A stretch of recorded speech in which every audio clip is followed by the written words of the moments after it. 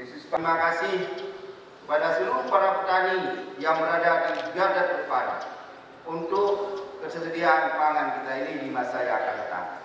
Untuk itulah maka pada tahun 2020 ini masa tanam gadu, karena 2 kali Aceh Besar ada tanam rendengan, yaitu tanam tahunan yang dimulai pada bulan 12 dan tanam gadu yang kita. Assalamualaikum warahmatullahi wabarakatuh. Alhamdulillahirrahmanirrahim. Wassalatu dan lanut sebagai kepala rumah dan Bapak Bupati 1 kemudian Bapak Kapolres sebagaimana yang telah disampaikan oleh Bapak Bupati Aceh Besar tadi, bahwasanya penanaman musa mitigasi tetapi tergantung pada air hujan atau kada hujan.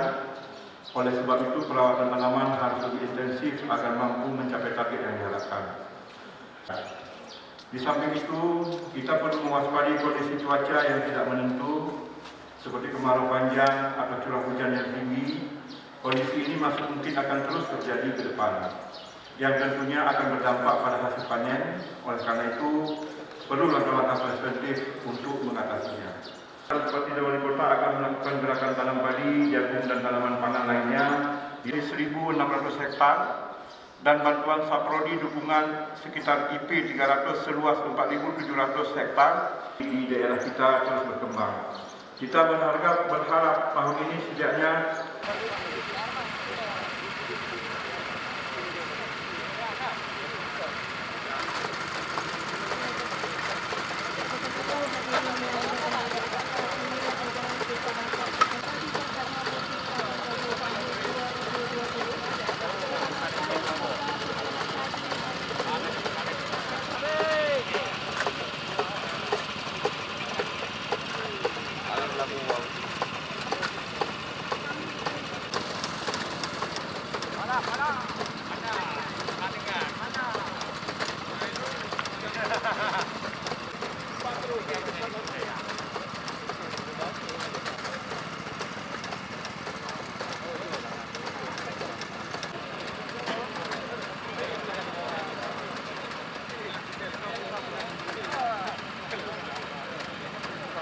pertama saya ucapkan kata luar biasa.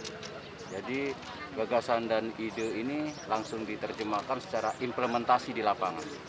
Mengantisipasi dampak COVID-19 ini banyak sudah menyentuh berbagai hal. Namun intinya adalah pangan. Kita tahu bahwa wilayah khususnya Aceh Besar ini surplus. Tapi Pak Bupati ini tidak berpikir hanya untuk dirinya sendiri. Sudah mengantisipasi bagaimana ke depan untuk kebutuhan sendiri, cadangan sendiri, dan untuk lingkungannya. Ini hal luar biasa.